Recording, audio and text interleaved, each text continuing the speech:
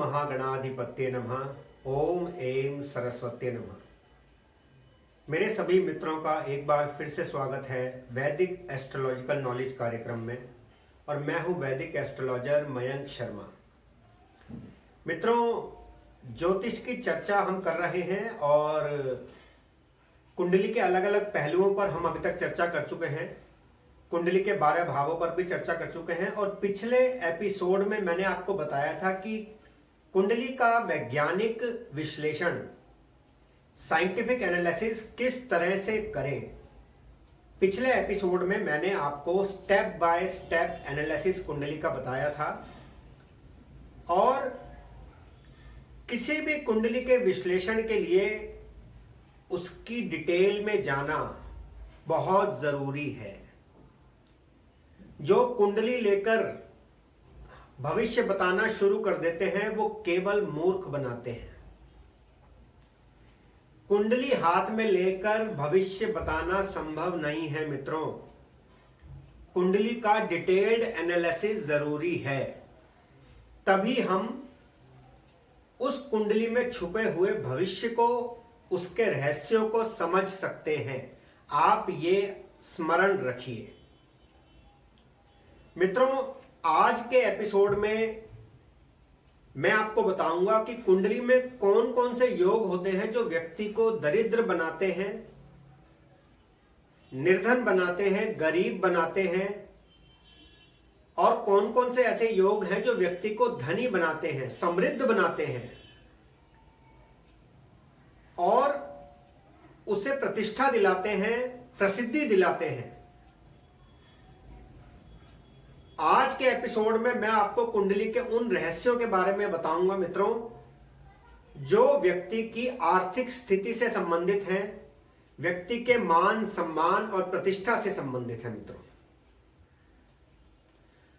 आपने अभी तक इस चैनल को लाइक या सब्सक्राइब नहीं किया है तो आप इसे लाइक कीजिए, सब्सक्राइब कीजिए, जिससे अधिक से अधिक जानकारी मैं ज्योतिष की आप तक पहुंचा सकूं। आप स्क्रीन पर दिए गए नंबर पर मुझसे संपर्क स्थापित भी कर सकते हैं और मुझसे ज्योतिष परामर्श भी प्राप्त कर सकते हैं। मुझे व्हाट्सएप भी कर सकते हैं, कॉल भी कर सकते हैं मित्रों। तो मित्रों, इस कुंडली में आपको कुछ जानकारियां मैं दे रहा हूं, वो आपको समझने की आवश्यकता है। कुंडली में 4 भाव, केंद्र भाव होते हैं। ये पहला केंद्र, ये दूसरा केंद्र, ये तीसरा केंद्र, ये चौथा केंद्र। ये 4 भाव केंद्र भाव होते हैं जो कुंडली के शुभ, ऑस्पिशियस, अच्छे भाव माने जाते हैं। इस भाव को केंद्र के साथ साथ त्रिकोण भी कहते हैं। पहला त्रिकोण, फिर दूसरा त्रिकोण, ये 5वां भाव, और तीसरा त्रिकोण, ये 9वां भाव। ये 3 भाव त्रिकोण हो गए, और त्रिकोण में लक्ष्मी माता निवास करती हैं। लक्ष्मी माता का एक नाम है त्रिकोण वासिनी। त्रिकोण में वास करने वाली त्रिकोण वासिनी लक्ष्मी माता का एक नाम है। तो इसलिए ये 3 त्रिकोण धन से संबंधित हैं। बड़े बड़े जो बिलियनियर लोग हैं, इंडस्ट्रियलिस्ट लोग हैं, इंडिया में, पूरे वर्ल्ड में जो बड़े बड़े बिलियनियर हैं, रिच पर्सन्स हैं, उनकी कुंडली में ऐसे कौन से योग होते हैं कि वो इतने धनी बनते हैं, ये आपको समझने की आवश्यकता है। मित्रों, कुंडली के अंदर ये धन भाव है, ये इनकम का भाव है, आय का भाव है, आपकी आमदनी का भाव है ये भाव, और ये धन भाव है। इन 4 केंद्रों से, 3 त्रिकोण भावों से और धन भाव और आय भाव से मिलकर कुंडली में धन योग बनते हैं, समृद्धि योग बनते हैं। लग्न भाव का स्वामी यदि धन भाव में है और धन भाव का स्वामी लग्न भाव में है, ये एक धन योग है। ऐसा व्यक्ति बहुत धनी होता है। शर्त यही है कि लग्न का स्वामी बलि होना चाहिए यहां पर, और यहां पर धन स्थान का स्वामी केंद्र में आकर बलि होना चाहिए। इन पर पापक ग्रहों की दृष्टि नहीं होनी चाहिए। ऐसा व्यक्ति बहुत धनी होता है, समृद्ध घर में पैदा होता है और जीवन पर्यंत धनी ही रहता है। लग्न भाव का स्वामी यदि 11वें भाव में है और 11वें भाव का स्वामी धन भाव में है, यह भी एक प्रबल धन योग है मित्रों। ऐसा व्यक्ति जीवन में बहुत धन संपदा अर्जित करता है। लग्न का स्वामी 11वें भाव में, 11वें भाव का स्वामी धन भाव में, यह एक धन योग है।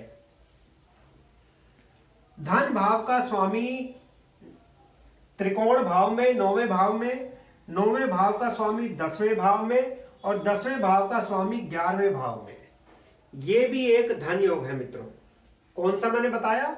धन भाव का स्वामी 9वें भाव में त्रिकोण में, 9वें भाव का स्वामी केंद्र में 10वें भाव में और 10वें भाव का स्वामी आय भाव में 11वें भाव में, यह भी एक प्रबल धन योग है जो बहुत ही कम कुंडलियों में होता है। ऐसा व्यक्ति अतुल धन संपदा अर्जित करता है मित्रों। कुंडली में पंचम भाव का स्वामी नवम भाव में आ जाए, नवम भाव का स्वामी पंचम भाव में आ जाए, ये भी प्रबल धन योग बनाता है मित्रों। प्रबल धन योग है ये। ऐसा व्यक्ति अतुल धन संपदा अर्जित करता है। दशम भाव का स्वामी त्रिकोण भाव में, त्रिकोण भाव का स्वामी धन भाव में, दशम भाव का स्वामी 9वें भाव में त्रिकोण में और 9वें भाव का स्वामी धन भाव में आ जाए, ये भी एक प्रबल धन योग है मित्रों। इसमें भी व्यक्ति अतुल धन संपदा अर्जित करता है। ऐसे असंख्य योग हैं मित्रों। ज्योतिष का एक प्राचीन ग्रंथ है चंद्रकला नाड़ी, देव केरलम चंद्रकला नाड़ी। मित्रों, मैंने उस ग्रंथ का अध्ययन किया और मैंने पाया उसमें एंड नंबर ऑफ टेक्निक्स हैं कुंडली के विश्लेषण की, व्यक्ति के धन की स्थिति बताने की, गोचर के विश्लेषण की, किसी घटना के घटित होने के समय को बताने की असंख्य विधियां हैं उसमें। देव केरलम चंद्रकला नाड़ी। पाराशर ऋषि का पाराशर होरा शास्त्रम, वराह मिहिर ऋषि का बृहद जातक, मंत्रेश्वर ऋषि की फल दीपिका पुस्तक, वैद्यनाथ दीक्षित जी की जातक पारिजात, वो 3 भागों में आती है। इन सब पुस्तकों का गहन अध्ययन करना पड़ता है, तब जाकर कहीं कुंडली के संबंध में आप जानकारी प्राप्त कर सकते हैं और कुंडली को समझने का आपको ज्ञान प्राप्त होता है। ये सब ज्योतिष के प्राचीन ग्रंथ हैं मित्रों, और ऐसे बहुत सारे ग्रंथों का मैंने अध्ययन करने के पश्चात ये पाया, जो आज ज्ञान में आपको दे रहा हूं, जो जानकारी मैं आपको दे रहा हूं, ये उन्हीं ग्रंथों को पढ़ने के बाद मैंने प्राप्त करी है। मुकुंद देवज्ञ, एक मुकुंद देवज्ञ नाम के सज्जन हैं, बहुत ही बड़े ज्योतिषी थे, जिन्होंने 100 वर्ष पूर्व ज्योतिष तत्वम नाम का एक ग्रंथ लिखा था, महाग्रंथ, विशालकाय ग्रंथ। मैंने उसका अध्ययन किया और पाया कितने अद्भुत कुंडली में योग होते हैं जो व्यक्ति को धनी बनाते हैं, प्रतिष्ठित बनाते हैं और व्यक्ति अतुल धन संपदा प्राप्त करता है, मान सम्मान प्राप्त करता है, प्रसिद्ध होता है। तो मित्रों, 10वें भाव का स्वामी, केंद्र का स्वामी यदि 7वें भाव में है, 7वें भाव का स्वामी 4थे भाव में है और 4थे भाव का स्वामी लग्न भाव में है, यह भी एक प्रकार का बड़ा प्रबल धन योग और प्रसिद्धि योग है। ऐसा व्यक्ति बहुत प्रसिद्ध होता है और धन संपदा प्राप्त करता है। त्रिकोण का पंचम भाव का स्वामी 11वें भाव में आ जाए, 11वें भाव का स्वामी 9वें भाव में आ जाए, 9वें भाव का स्वामी 10वें भाव में आ जाए। इनका आपस में त्रिकोण का और केंद्र का और धन भाव और आय भाव का संबंध जब बनता है तो प्रबल धन योग बनते हैं। ऐसा व्यक्ति अपने बिजनेस से, प्रोफेशन से बहुत धन संपदा प्राप्त करता है। ये 4 केंद्र, 3 त्रिकोण और धन भाव और आय भाव, सब इन पर ही निर्भर करता है कि व्यक्ति की धन की स्थिति कैसी रहेगी। अब कुंडली में दरिद्रता कैसे आती है, कोई व्यक्ति दरिद्र क्यों होता है, कुछ योग मैं आपको बताऊंगा, क्योंकि संपूर्ण योगों की चर्चा संभव नहीं है। हर कुंडली अलग कुंडली है और हर कुंडली का विश्लेषण एक अलग तरह से होता है। लग्न का स्वामी छठे भाव में है। लग्न का स्वामी छठे भाव में है। छठे भाव का स्वामी लग्न भाव में है। ये एक दरिद्र योग बनता है। मैंने प्रैक्टिकली देखा है मित्रों, ऐसा व्यक्ति ऋणी रहता है, कर्जे में रहता है और जीवन पर्यंत कर्ज ही चुकाता रहता है। मेरे एक क्लोज रिलेशन में, निजी संबंधियों में मैंने एक कुंडली देखी जिसमें ये दरिद्र योग था और वो व्यक्ति जीवन भर ऋण ही चुकाता रहा। लग्न का स्वामी छठे में, छठे का स्वामी लग्न में है। ये एक प्रबल दरिद्र योग है। धन भाव का स्वामी छठे भाव में आ जाए, छठे भाव का स्वामी धन भाव में चला जाए, ये भी एक दरिद्र योग है। इसमें व्यक्ति दरिद्र रहता है और धन के लिए दूसरों पर निर्भर रहता है। ऐसे में कुंडली में उपाय बहुत आवश्यक है। उपाय करके हम दरिद्र योगों को कुछ हद तक कम कर सकते हैं। छठे भाव का स्वामी दशम भाव में आ जाए, दशम भाव का स्वामी 12वें भाव में चला जाए, ये भी एक दरिद्र योग है। इसमें दशम भाव का स्वामी भी कमजोर हो गया 12वें में जाकर। छठे भाव का स्वामी दशम में आ गया तो दशम भाव भी कमजोर हो गया। तो दशम भाव पूरी तरह से कमजोर हो गया। ऐसा व्यक्ति रोजगार के लिए संघर्ष करता रहता है, जीवन पर्यंत रोजगार के लिए संघर्ष करता रहता है। अष्टम भाव का स्वामी धन भाव में चला जाए और धन भाव का स्वामी 12वें भाव में चला जाए, ये भी एक दरिद्र योग है मित्रों। ऐसा व्यक्ति धन का अभाव झेलता है पूरा जीवन। ऐसी कुंडलियों में जिनमें दरिद्र योग हैं, उनको ज्योतिष के उपाय करना नितांत आवश्यक है। ये स्मरण रखें। Always remember, one consultation can change your life. One astrological consultation can transform your life. That is something you need to remember. मित्रों, लग्न, चौथे भाव, 7वें भाव और 10वें भाव, ये 4 केंद्रों के स्वामी यदि नवमांश में बली हैं, अपनी राशि में हैं, इनमें से 2 भी अगर उच्च के हैं तो प्रबल धनयोग बनता है। ऐसा व्यक्ति जीवन पर्यंत धनी रहता है।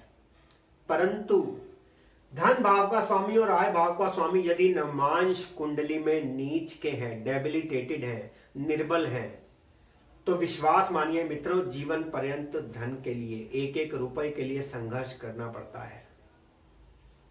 जिसका धन भाव का स्वामी और आय भाव का स्वामी नवमांश में निर्बल है या सूर्य के साथ बैठ के अस्त हो गया, वो ध्यान रखिए, वो जीवन में धन के लिए सदैव संघर्ष करते रहेंगे।